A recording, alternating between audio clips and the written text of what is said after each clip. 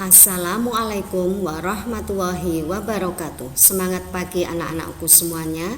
Hari ini kita berjumpa kembali. Sebelum pelajaran kita mulai, mari kita awali dengan membaca basmalah. Bismillahirrahmanirrahim. Hari ini kita akan belajar PKN tema 2 subtema 1, yaitu hak, kewajiban, dan tanggung jawab. Yang pertama, definisi atau pengertian. Hak adalah sesuatu yang dimiliki manusia sejak lahir. Kewajiban adalah sesuatu yang harus dilaksanakan oleh setiap orang. Sedangkan tanggung jawab adalah sikap berani menyelesaikan hingga menanggung akibat dari tugas yang diberikan kepada orang tersebut.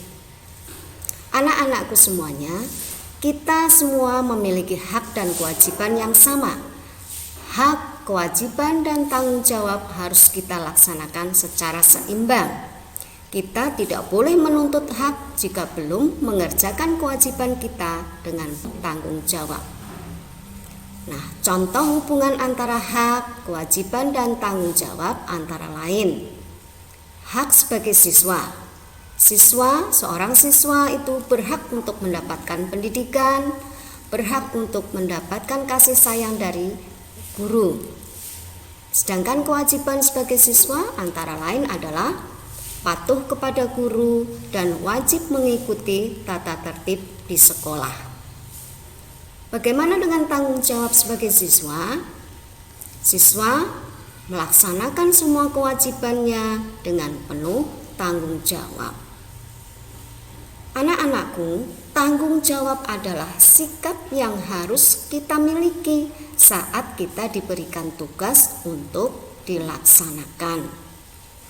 Orang yang bertanggung jawab akan menjalankan dan menyelesaikan tugas dan kewajiban yang diberikan kepadanya dengan sebaik-baiknya. Terus, bagaimana akibatnya jika tidak ada tanggung jawab? Tanpa tanggung jawab, berarti kita tidak menyadari baik dan buruk dari perbuatan yang kita lakukan. Mari kita belajar jenis-jenis tanggung jawab. Yang pertama adalah tanggung jawab terhadap Tuhan yang Maha Esa. Sebagai contoh, kita wajib melaksanakan ibadah dan kepercayaan yang dianut kita. Selain itu, setiap umat wajib mempelajari dan melaksanakan nilai-nilai kebaikan dari agama yang dianutnya dalam kehidupan bermasyarakat. Pelaksanaan tanggung jawab ini juga membutuhkan rasa toleransi antar umat beragama supaya dapat terwujud dengan baik. Yang kedua, tanggung jawab terhadap diri sendiri. Contohnya, kita berusaha untuk bertanggung jawab atas apa yang kita lakukan setiap hari. Kita bertanggung jawab membantu orang tua melakukan tugas sehari-hari di rumah. Kita juga bertanggung jawab menuntut ilmu dan mengerjakan tugas sekolah dengan baik. Kalian sebagai pelajar harus belajar dan mengerjakan tugas dengan sebaik-baiknya. Jenis tanggung jawab yang ketiga adalah tanggung jawab terhadap keluarga. Contohnya, ayah bekerja keras untuk memenuhi kebutuhan keluarganya. Ibu menjaga anaknya ketika masih kecil, serta anak bersikap tertib, disiplin, dan bersungguh-sungguh dalam belajar. Sikap ayah, ibu, dan anak menunjukkan tanggung jawabnya terhadap keluarga. Kamu sebagai anak harus bisa menjaga dan melindungi nama baik keluarga kalian masing-masing. Yang keempat, tanggung jawab terhadap masyarakat. Contohnya, kita dengan tertib mengikuti berbagai kegiatan yang sudah disepakati bersama oleh warga. Contohnya seperti siskamling atau kerja bakti. Sebagai warga yang baik, kita harus meluangkan waktu dan tenaga untuk mengikuti kegiatan tersebut. Dengan begitu, kita sudah menunjukkan tanggung jawab kita sebagai anggota terhadap kegiatan yang telah ditetapkan bersama. Menjaga kebersihan, menjaga keamanan, dan ketentraman lingkungan. Kelima, tanggung jawab terhadap bangsa dan negara. Contohnya apa anak-anak? Contohnya, setiap siswa di sekolah harus giat belajar agar dapat berprestasi mengharumkan nama bangsa. Prestasi untuk mengharumkan nama bangsa bisa dilakukan dari berbagai bidang. Ya, bidang olahraga, bidang ilmu, ya biasanya kamu pernah ya ada yang mengikuti lomba MAPSI, ada yang mengikuti lomba sains, ya itu termasuk diantaranya mengharumkan nama bangsa atau nama sekolah. Contoh yang lain, tanggung jawab terhadap bangsa dan negara bisa kita lihat pada anggota TNI yang ditempatkan di perbatasan Indonesia dengan negara lain. Mereka bertanggung jawab menjaga keutuhan wilayah dan keamanan bangsa dan negara. Itulah kita juga harus berusaha semampu kita untuk dapat menjaga persatuan dan kesatuan bangsa dan negara. Sekarang kita lanjutkan tentang tanggung jawab kita sebagai masyarakat.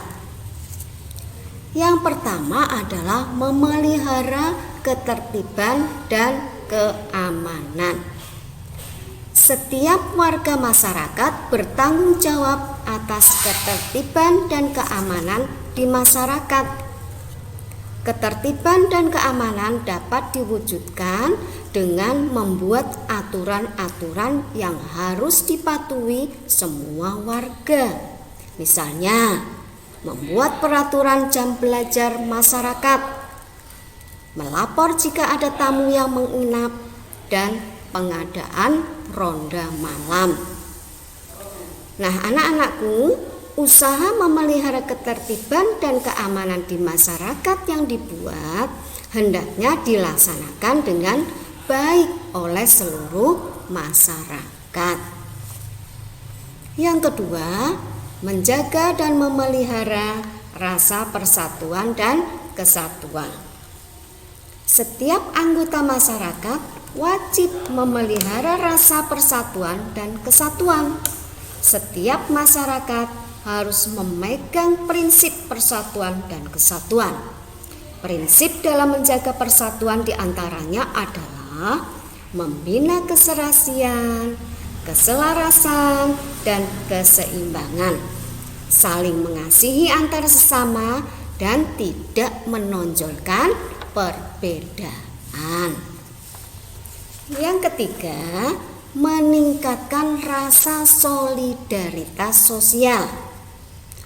Bentuk-bentuk solidaritas sosial yang sering kita temui adalah gotong royong.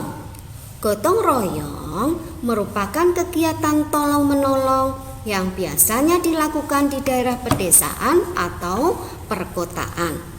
Gotong royong dapat dilakukan untuk mengatasi permasalahan pribadi atau masalah yang menyangkut kepentingan bersama, yaitu kita wajib saling membantu, saling peduli terhadap orang-orang di sekitar kita. Yang keempat, menghapus bentuk-bentuk tindakan diskriminasi. Untuk menghapus diskriminasi, pemerintah telah melakukan beberapa upaya. Langkah pemerintah yang diambil antara lain membuat Undang-Undang Nomor 40 Tahun 2008 tentang penghapusan diskriminasi ras dan etnis, agar setiap warga negara memiliki kesamaan kedudukan di depan hukum dan memperoleh perlindungan atas segala bentuk tindak diskriminasi ras dan etnis. Nah, demikian anak-anak pelajaran PKN hari ini. Kalian catat di buku catatan PKN, kemudian kalian pelajari, dan selebihnya nanti kalian laksanakan atau kalian kerjakan tugas yang akan Bu Guru sampaikan.